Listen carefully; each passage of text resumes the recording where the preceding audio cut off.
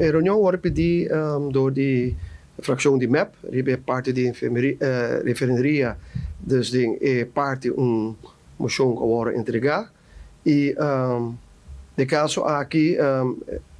na segunda estação, mas é bom, tudo coisa vai bom, pero a lo largo na abandona sala. Então, sempre quer tá algo sério, me tu minha opinião sério, sobre se bota pone e bota bisa com parte de refineria, é importante para nos países Aruba e depois bota abandona a sala e não tem quorum. Me quer sei, me quer me para quieto na com sério problema que está, sobre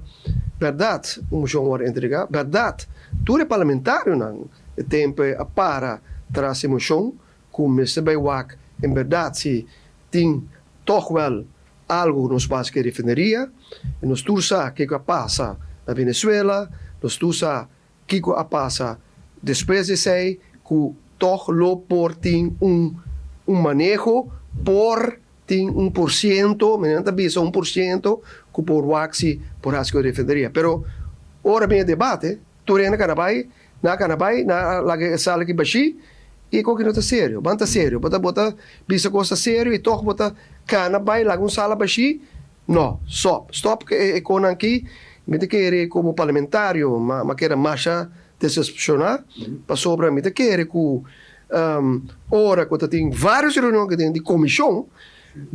da reunião que tem com RDA, uma explicação ampla de que que passa com a refineria, com a parte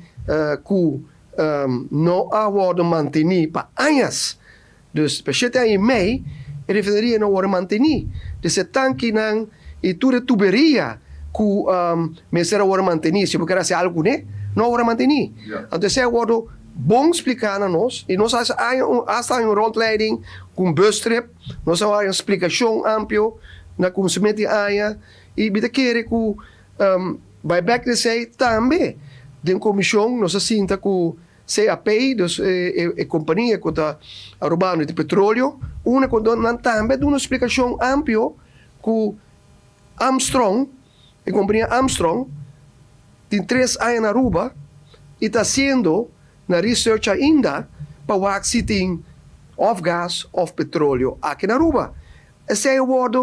aqui dentro da sala de parlamento, eu vou explicar, hasta eu vou mencionar também que o luna de novembro também é luna crucial aqui para nós, Aruba, passou em Armstrong, a companhia Armstrong, vai bisa nós que se tem petróleo ou tem gás de subsuelo aqui na Aruba. Então, me quer